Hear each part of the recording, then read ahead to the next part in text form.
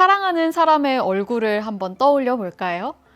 연인이든 가족이든 우리는 사랑하는 사람과의 소중한 기억을 떠올릴 때면 입가엔 저절로 미소가 새어 나옵니다.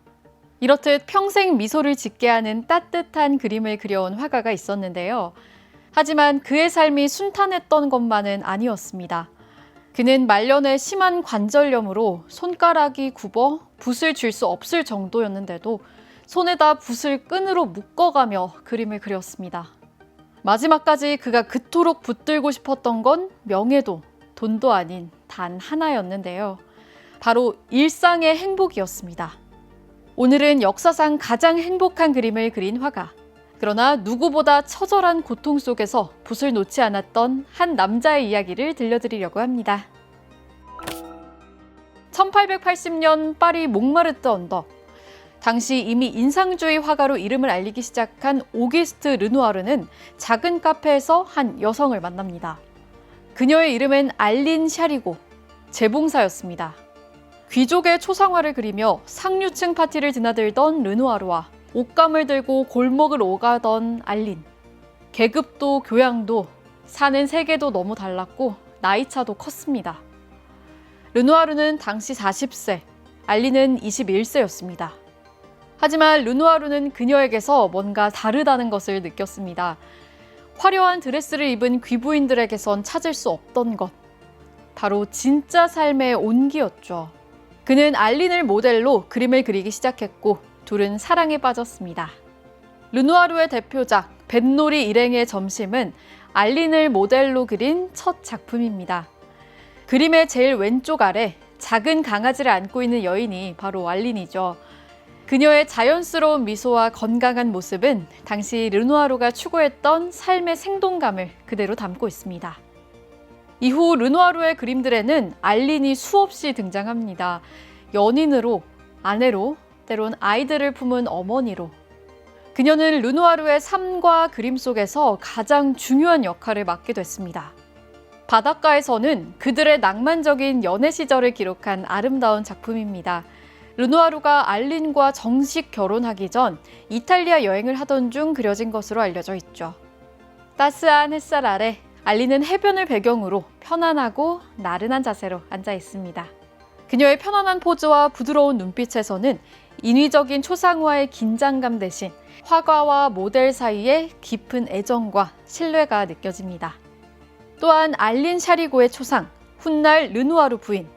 이 작품은 그녀에 대한 애정과 존중을 담아낸 개인적인 헌사와 같은 작품입니다. 1885년 르누아르가 알린과의 결혼을 염두에 두었던 시기에 그려져서 르누아르의 뮤즈로서 그리고 한 여인으로서 그녀의 존재를 확고히 한 작품이죠. 부드러운 햇살 아래 앉아있는 아내의 모습. 르누아르는 거창한 배경도 화려한 장신구도 필요 없었습니다. 그저 존재 자체의 아름다운 여인으로 그녀를 묘사했죠. 비평가들은 예술성이 떨어진다고 했지만 르누아르는 신경 쓰지 않았습니다. 화려한 포즈나 고상한 주제가 아닌 식사하고 아이들을 돌보고 때론 그저 햇살 아래서 편안히 앉아있는 이 일상 속의 따뜻함 그 자체를 추구한 거죠. 그게 르누아르의 예술이었고 인생이었습니다. 알린의 존재는 그렇게 르누아르의 예술을 낭만주의에서 진정한 휴머니즘으로 이끌었습니다. 1892년 프랑스 정부가 르누아르에게 국가소장용 작품을 의뢰합니다. 화가에게 최고의 영예였죠. 그가 선택한 주제는 피아노를 연주하는 소녀들이었습니다. 오르세 미술관에 소장된 이 그림은 두 소녀가 피아노를 치는 평화로운 시간을 담고 있는데요. 창문으로 들어오는 따뜻한 오후 햇살, 정성스레 차려입은 두 소녀. 이 그림을 보는 순간 사람들은 르누아르 가족의 모습이었을 거라고 생각하지만 실제로는 그의 후원자였던 르롤 가문의 두 소녀였습니다. 그림의 모델은 후원자의 딸들이지만 전문가들은 이 그림을 르누아르가 자신의 아내 그리고 아이들과 함께 누리고 싶었던 일상의 이상적인 풍경을 투영한 그림으로 해석하죠.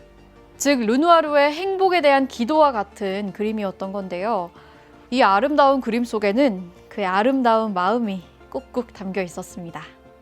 그러나 이 아름다운 빛의 이면에는 처절한 고통이 함께했습니다.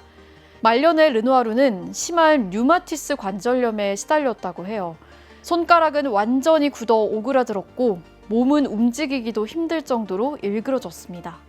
붓을 쥐는 것은 고사하고 하루를 견디는 것만으로도 고통스러운 나날이었습니다. 하지만 그는 그리기를 멈추지 않았습니다. 손가락이 더 이상 붓을 잡지 못하자 손에다 붓을 끈으로 묶어가며 그림을 그렸습니다. 그의 아들 장 르누아르는 훗날 이렇게 말했습니다. 아버지는 고통보다 그리고 싶다는 마음이 더 컸어요. 르누아르에게 그림 그리기는 숨쉬기였던 겁니다. 살아있음을 느끼는 방법이었고 사랑하는 사람들과 함께하는 시간이었습니다. 르누아르가 끝내 포기하지 않으려 했던 건 거창한 예술적 업적 아니었고요. 사랑하는 사람들과 함께하는 작은 순간들, 바로 일상이었습니다.